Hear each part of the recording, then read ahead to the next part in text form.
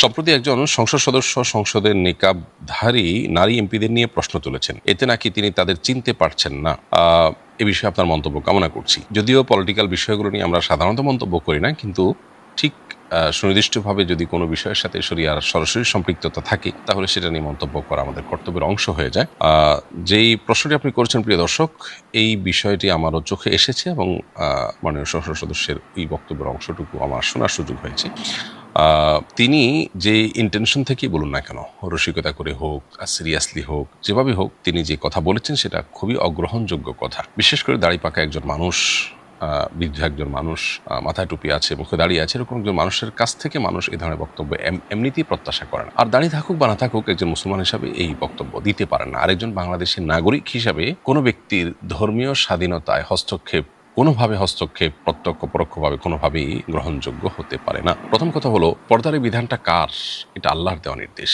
আপনি যদি মুসলমান হয়ে থাকেন তাহলে আল্লাহর দেওয়া নির্দেশের ব্যাপারে আপনার প্রশ্ন বা অবজ্ঞামূলক কোনো কথা এটা কোনোভাবে গ্রহণযোগ্য নয়। তিনি যে কথাটি বলেছেন যে এখানে কারা আছেন আমরা চিনতে পারছি না, অর্থাৎ যেহেতু চেহারা ঢাকা, কে আসছে না আসছে আমরা জানি না। প্রথম কথা হলো যে এরকম সংসদ সদস্য কয়জন আছেন? 2-4 জন আছেন। তাদের নাম ধাম, তাদের আসন, এগুলো দেখে তাদেরকে আইডেন্টিফাই করা, অর্থাৎ আপনি একজন তাদের সহকর্মী হিসাবে, সেখানে সংসদ সদস্য হিসাবে এখানে কে আছেন, এই আসনে কে বসেন, এই জিনিসটা জানা কোনো জটিল বিষয় না। অর্থাৎ চিনতে পারছি না, এটা আসলে পুরো সত্য কোনো কথা নয়। আর সবচেয়ে বড় কথা হলো, ডিজিটাল এই যুগে মানুষের চেহারা দেখে তাকে চিনতে হয়, এটা মোটেও সঠিক কথা নয়। বরং আইডেন্টিফাইয়ের জন্য আরো বহুবিধ উপায় আছে। নিশ্চয়ই তারা সংসদে যখন প্রবেশ করেন তাদের আইডেন্টিটি নিশ্চিত করা হয় যথাযথ উপায়ে। তাহলে সেক্ষেত্রে আমি চিনতে পারছি কি পারছি না, এটা কি খুব বড় ব্যাপার?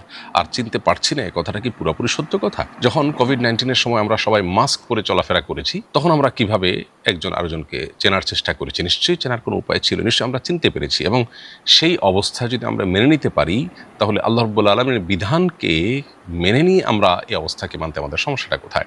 আল্লাহর বিধান নিয়ে যদি কারোর এ ধরনের কনফিউশন থাকে, আল্লাহর বিধানের যথার্থতা নিয়ে যদি সন্দেহ থাকে, তাহলে সেটা ইমান নিয়ে টানাটানি হওয়ার মতো বিষয় গিয়ে দাঁড়াবে।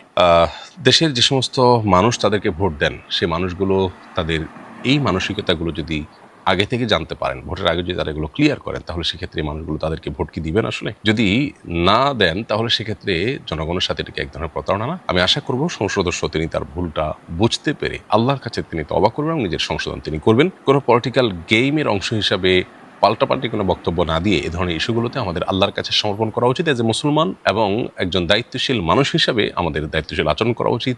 আপনি আপনার পোশাক যেভাবে খুশি সেভাবে পরার যদি অধিকার রাখেন, তাহলে সেক্ষেত্রে আরেকজন তার ব্যাপারে আপনি এভাবে মন্তব্য কেন করবেন? আপনি মাথায় টুপি দিয়েছেন, কেউ যদি আপনাকে বলে যে আপনার মাথা কি টাক মাথা না চুলালা মাথা, আমি তো দেখতে পারছি না, আপনি আমার সংসদ সদস্য হিসাবে আপনার মাথাটা কেমন সেটা আমি জানতে পারতেছি না, এটা কেমন কথা, আপনি টুপি দিয়ে রাখছেন, আপনার কাছে কেমন লাগবে? এই বিষয়টা যদি অযৌক্তিক হয়, তাহলে সেক্ষেত্রে আপনি তার আল্লাহর নির্দেশ, টুপিটা তো সরাসরি কোরআন বা হাদিসের নির্দেশিত ফরজ বা ওয়াজিবের কোনো বিষয় নয়। পর্দার মতো ফরজ বিধান মানতে গিয়ে কোনো নারীকে যদি আপনি প্রশ্ন করেন, তাহলে সেক্ষেত্রে আপনি আল্লাহর কাছে প্রশ্নের মুখোমুখি হবেন এবং কিয়ামতের দিন আপনাকে জবাবদিহি করতে হবে। আমি আল্লাহর ভয়ে অন্তত তওবা করার আহ্বান তাকে জানাবো এবং আশা করব যে বিষয়গুলোকে পলিটিক্যাল গেমে পরিণত না করে আমরা সবাই দায়িত্বশীলতার পরিচয় দেব।